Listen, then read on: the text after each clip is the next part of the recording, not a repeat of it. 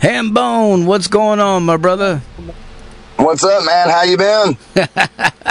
We're doing fucking great, man. We just got done blasting motorcycle fucking witches, dude. Fucking badass shit, man.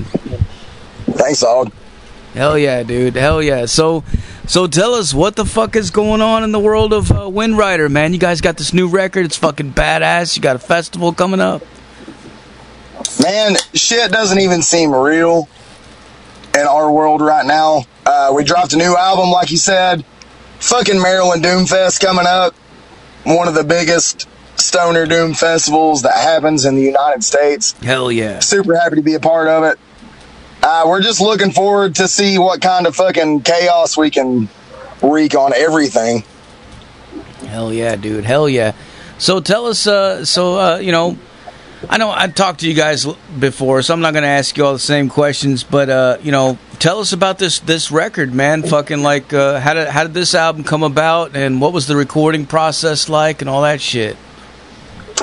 I mean, the recording process was pretty much the same. Danielle knows us. Me and her go way back. She was actually one of the first people that saw this band happening and was like, I want to be part of this, you know. So we show up, we play the fucking tunes. As far as where it came from, we had a lineup change. We were on the road a whole bunch. When you're on the road, you see some shit. When you get back home, you pay attention to more shit. And that's really where a lot of the songs come from. What kind of shit did you guys see on the road, man? Tell us, dude. You got some crazy shit? I mean, your typical bullshit, like, you know, we go to Dallas and there's people shooting guns off driving down the interstate. And I was just like, Doug, man, there's enough cabs in the back to save everybody. I mean, just the same old shit you see when you go out, dude. You don't pay attention to it in your own home. But when you're somewhere else, you kind of notice a lot more. No. That's not the same kind of shit everybody fucking sees, man. Fucking people ain't normally driving down the street shooting guns, dude. You ain't never been to Stony Creek, dog. Texas, man. I mean, Tennessee is pretty wild, too, but Texas, man, they take the cake, huh? It gets that way. They're fucking wild, huh? It's been a trip, dude. It really has. Like, we're just some homegrown ass kids, grew up on weed and rock and roll, and now we're getting to live it just like our heroes. So it's been really cool. It's fucking badass, man. It's badass, dude. Well, this record is fucking awesome, dude. I love it, man. I mean, this one, the last record was cool. This one takes it to a whole new level, man. I mean, there's some songs on here. Especially Remember the Sabbath, man. That's my favorite track on this record, dude. I listened to that the other day like fucking 6-7 times in a row, dude, just on repeat, because I was just like, fuck, man, this is so fucking badass, dude. If you're playing this kind of music, man, that's what you got to do. You got to remember the Sabbath. Hell yeah. Is it like a nod to Black Sabbath? I mean, I was kind of taking that. Yeah, a nod, dude. It's a complete ripoff, probably. Hell yeah.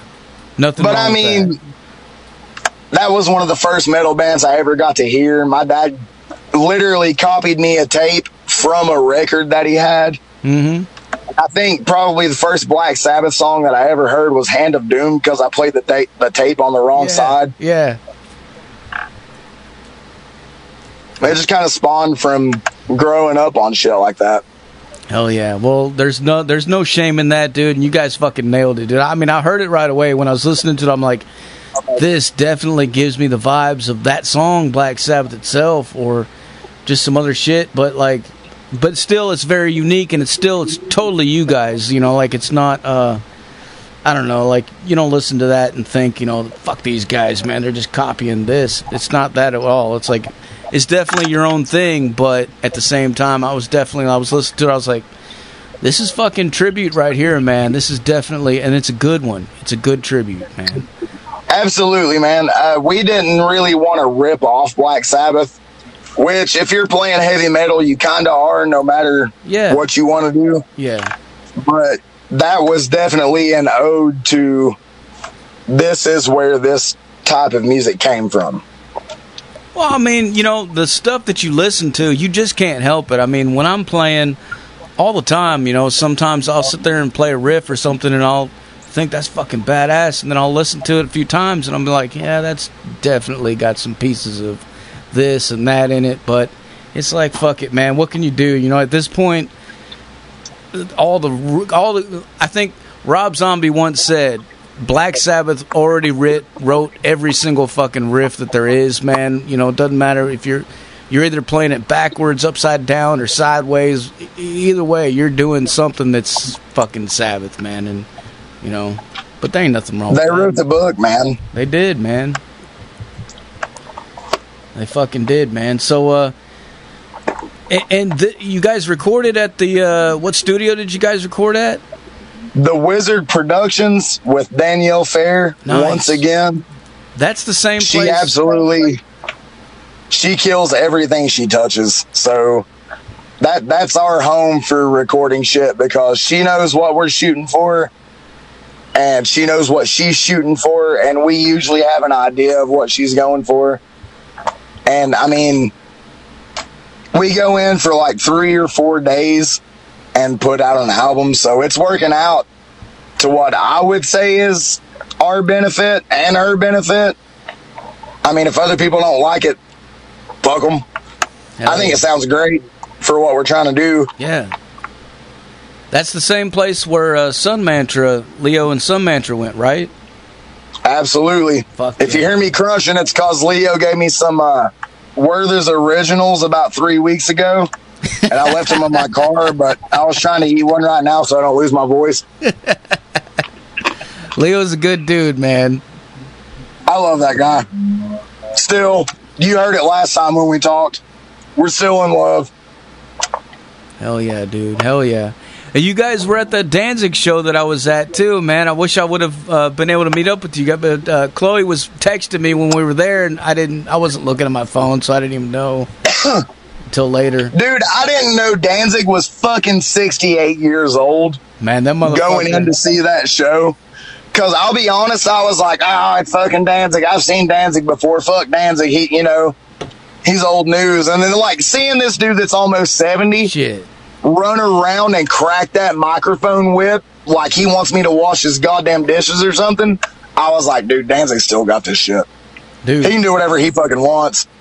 Dude, he's fucking crazy, man, and that crowd was insane, dude. We were right down there in the front, me and Raven, and like Behemoth was pretty crazy too. But like I remember right afterwards, because bodies were flying all over the place, fucking doing crowd surfing and shit, and she kind of sighed of relief after Behemoth, you know, because she was thinking maybe Danzig will be a little bit more mellow and we'll be a little bit more safe. And I kind of laughed because I've seen Danzig before and I already knew. And I was like, I whispered in her ear, I said, no, you ain't seen shit yet. Just wait. And she was like, oh, fuck. And sure enough, man, as soon as he came out there, dude, that fucking place erupted like fucking madness. And yeah, he's just jumping around. He's fucking. It blew the fuck up, man. You can't tell. Literally, I don't know about crowd surfing. We're a little bit further back, but there were some drunk people that were definitely getting handled around where we were at. There was a few folks getting thrown away, so to speak, just for being dumb. Yeah, but that's life goals right there, man. Seeing Danzig at that age up there, still doing it, still going crazy like that, man. It's like, you know what? That's what the fuck is up, dude. I mean, I saw Danzig when I was still in my teens, man. So to see him like at this point in my life and in his life, even though that I was like, fuck this, it was very impressive. Yeah. Like when I'm 70 years old, if I'm still alive, I hope I can do some cool shit like that. Dude, hell or if I'm a corpse, I hope somebody animates my body to do some cool shit like that. I know, man. I know. You know, it makes me laugh because, you know, so many times you see a lot of these old rockers, man, they'll get old and they just can't do it no more, you know, and they struggle and they try, and it's, you know, I feel bad for them, you know, but they're still out there trying to do it. And a lot of people will give them, you know, they'll make the excuse, well, he's fucking this old, you know, like, what the fuck do you expect? And it's like, on one hand, you kind of think, well, yeah, but then when you see somebody like Danzig still get out there and do that shit, it's like, well, wait a second, man. if he can do it, why ain't y'all? I mean, it's worth a shot. Hell yeah. I just hope I fucking live that long. Sort of. In a way, I hope I don't live that long, because when I'm 68, it's probably going to be pretty rough. I ain't going to be cracking no microphone cable whips. Hey, you never know, man. You never fucking know, dude. So tell us what's coming up for you guys are playing at the Maryland Doom Fest, man. You guys got anything special planned for that? Rock and roll, brother. We're going to do what we always do. We've got Indianapolis, Akron, Ohio, then the Maryland Doom Fest. Then we're playing in New York City with fucking Geezer. I'm pretty pumped about that. But I mean, we don't really go out of our way to plan ahead or do special things for shows. We show up, we get stoned, we play some fucking rock and roll, and we head back south. You know what I'm saying? Yeah, hell yeah, man. I feel you. Well, as far as I know, the reception for this record has been fucking through the roof, man. I've been seeing reviews and fucking stuff all over the fucking place, man. The media really seems to be picking up on this record, which is really cool, man. How's that been on you guys' end?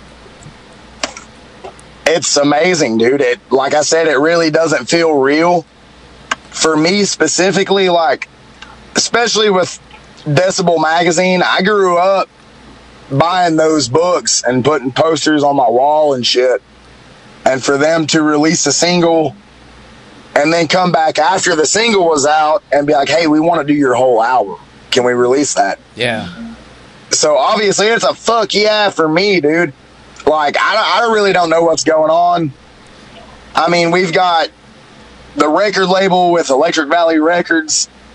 I recently just got endorsed by Eastwood Guitars and got a fucking super sick guitar that I'm literally going to take on the road this week and beat the shit out of.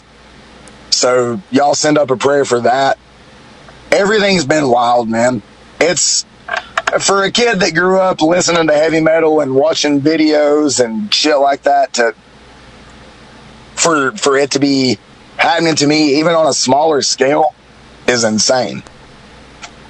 It's fucking awesome, man. Living the fucking dream, brother. Sometimes it's a nightmare, but yeah. Well, for all the gearheads out there, me included, give us a rundown of some of the stuff you're using, man, guitar-wise, dude. Like fucking fuzz pedals, amps, fucking string gauges, all that shit, man. What are you doing, dude?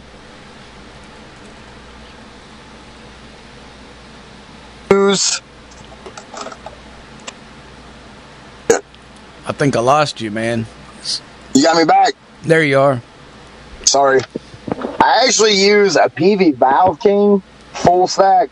Really? Yeah, it's got a couple of mods that have happened. One of them's called a Death Valve. And then it has a JCM mod, but I don't actually use those when we play. My go-to weapon is a Boss FC5 fuzz. And then a Boss wah pedal. It's all like, it's on a Boss ME70. Mm-hmm. So I use both of those more than anything. And then for some of the weirder shit, I have a whole bunch of either delay and reverb pedals or other fuzz pedals that I turn on. The EHX Canyon is my go-to for Space Vapor. That's how I get those laser gun noises. And I fucking love laser guns. Like I said, I just got the Eastwood RD Artist. It's essentially built like a Gibson. It's got that fat fucking neck, jumbo frets, real easy to bend. That's my thing. I like to bend them damn strings. It has a transwarp drive instead of another tone knob. So it's got kind of a built-in boost. If I take the battery out, it's a kill switch. That thing's really new to me and everybody else. And Eastwood's actually about to stop production on those. So I'm going to be lucky enough to have one of the last ones. That's fucking badass, dude. It's pretty cool, man. Other than that, like Garth uses an an old ass PV bass 400 head, wide the fuck open. He runs a rat pedal through it for his dirt. He's got some other crazy pedals. He's got one of those rainbow machine pedals that he uses a lot on Space Paper and some of our weirder sounding shit.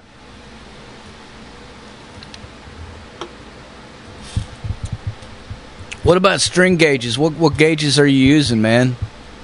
I use 10s, man. I don't like them to be super floppy, but I like them to have a little bit of a bend. Mm-hmm. So I go for the Ernie Ball, just super slinkies. Hell it's 10 yeah. gauge, regular shit. I don't break them as much as I break other strings, so that's a super plus. I'm the G-string slayer. Hell yeah, dude. Hell yeah. And that's cool that you mentioned fucking Valve King, man, because I've been fucking eyeballing them motherfuckers for a while, dude. Like, for the longest, I've been playing fucking solid states, man, and I've always wanted to get a tube amp because just the curiosity, you know, everybody talks about it. But at the same time, I don't want to drop $1,000, you know, necessarily. But you don't want to get a Valve King now because people are starting to realize those things and just PV in general. But now the Valve Kings are catching on. They're so cheap to buy right now, and there's so many cool fucking things you can do to them. Like, before anything was modded or I fucking tried to solder shit, I put Mesa Groove tubes instead of just the regular 6L6 tubes that come in it. Mesa Groove tubes brought that thing so much life. And you can find them, like, you can find just a head for like $200. yeah, I see them all the time, man. I'm always wondering, you know, like, is this a joke? You know, like, is it really? But hey, man, if you're using it and it sounds like what you sound like on your fucking shit, that sells me right there, dude. Like, that's it, dude. I mean, I get a lot of compliments on it, dude, and it's for half price. So it's working out pretty well for me, but I grew up poor, so I learned how to take shit and make it sound as good as I can. So that's still what I'm trying to do, because I'm still fucking poor and trying to make the shit that I have sound as good as I can. You know what I mean? Yeah. Ain't nothing wrong with that, man. Fucking, you know, you gotta use what you can get and fucking make the best out of it. But I mean, hell, if you can make shit sound that fucking good out of that motherfucker, man, we probably shouldn't even talk about it anymore because the fucking price is gonna go up, man. Yeah, fuck yeah. There's gonna be some YouTube video and we're never gonna be able to buy another one. Yeah.